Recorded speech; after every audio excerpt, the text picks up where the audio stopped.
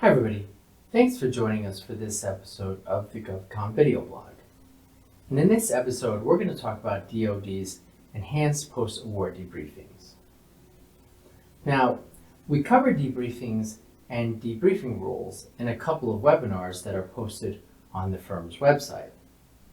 And in our webinar on debriefing rules, we touched on two significant aspects of debriefings. Now, first, debriefings give contractors an opportunity to learn what they did right in their proposals and where they fell short so they can better position themselves for future solicitations. And second, debriefings can impact the deadlines for filing bid protests with an agency or with GAO because the clock on some of those deadlines don't begin to run until after a required debriefing has taken place. Now, in that webinar on debriefing rules, we also touched briefly on the enhanced post-award debriefing rights that defense contractors have under a class deviation that was issued by DoD in March of 2018. So just a few words on that class deviation. Now, DoD issued that class deviation after the National Defense Authorization Act for Fiscal Year 2018 became law. And NDAA 2018 provided DoD contractors with several enhancements or additional rights with regard to DoD post-award debriefings.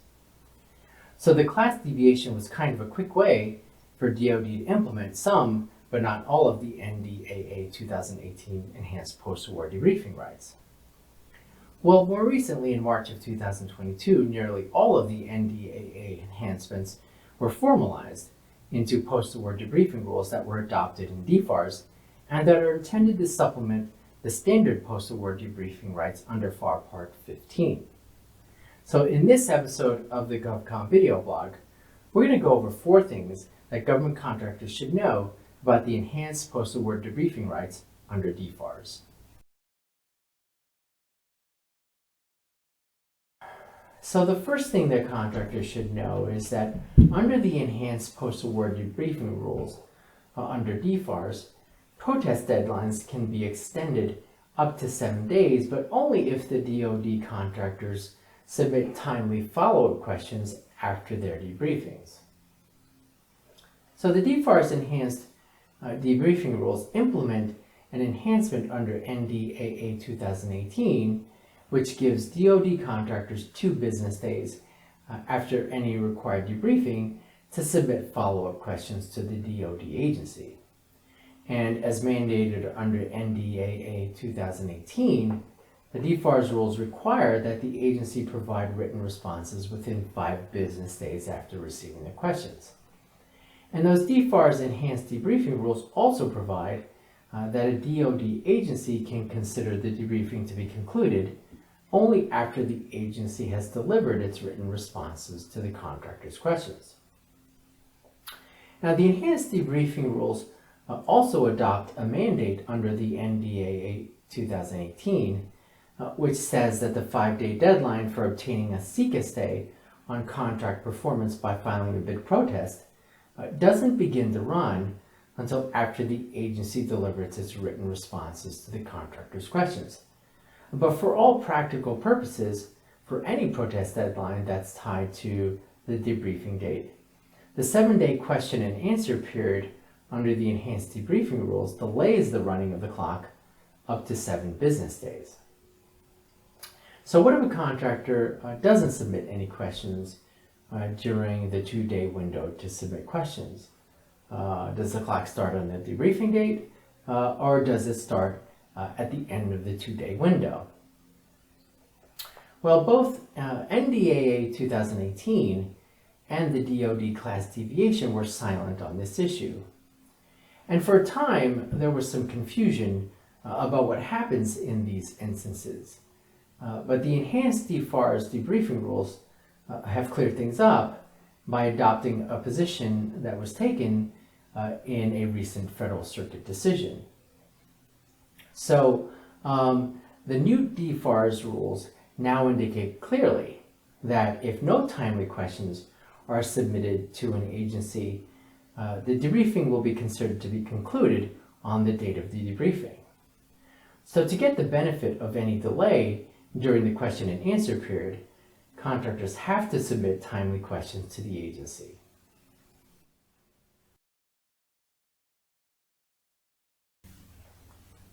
The second thing that contractors should know is that under the DFARS enhanced debriefing rules, DoD contractors may be entitled to receive the DoD agency's written source selection decision documents.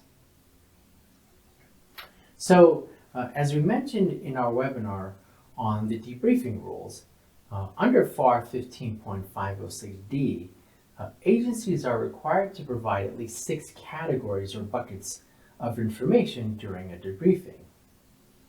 Well, as mandated by NDAA 2018, under the DFARS enhanced debriefing rules, in certain instances, some defense contractors may be entitled to receive one additional category of information, and that's namely the agency's written source selection determination.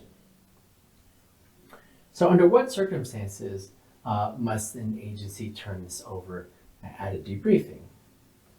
Well, there are 2 instances.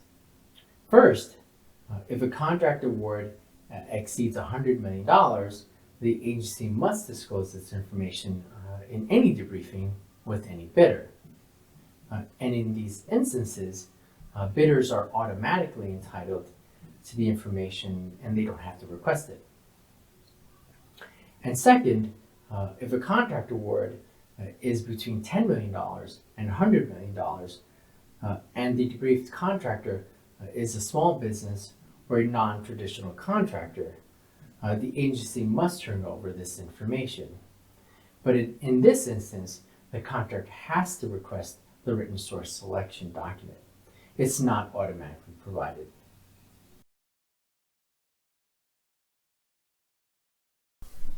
The third thing that government contractors should know is that under the DFARS enhanced debriefing rules, successful bidders can request post-award debriefings. Now technically, this is more of a clarification than an enhancement because under the standard debriefing rules under FAR Part 15, successful bidders may request debriefings. Now in any event, the opportunity to ask follow-up questions and possibly have rare access to the source selection determination documents can give bidders good insight into how an agency evaluates proposals. And so even successful bidders should seriously consider requesting a debriefing and obtaining the source selection documentation when they can.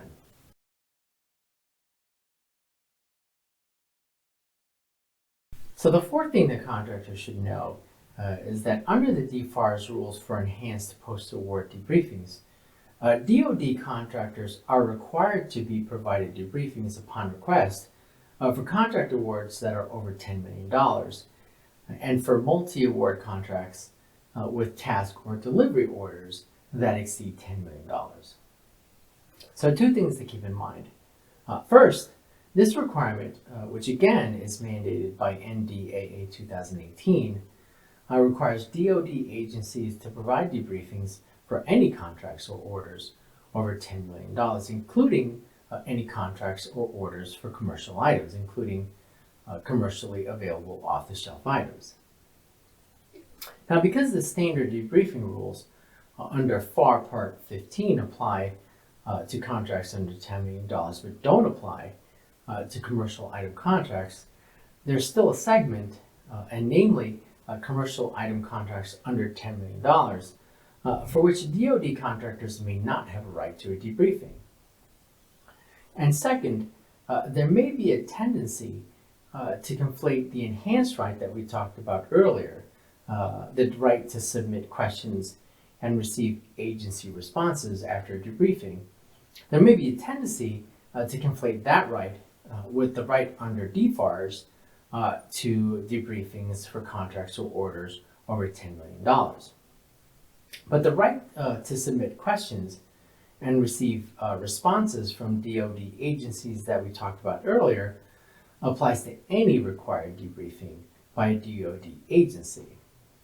So if a DoD contractor is entitled under FAR Part 15 but not under DFARS, to a debriefing of an award that's, say, for example, less than $10 million, the contractor is still entitled to submit questions within 2 days of the debriefing and to receive agency responses.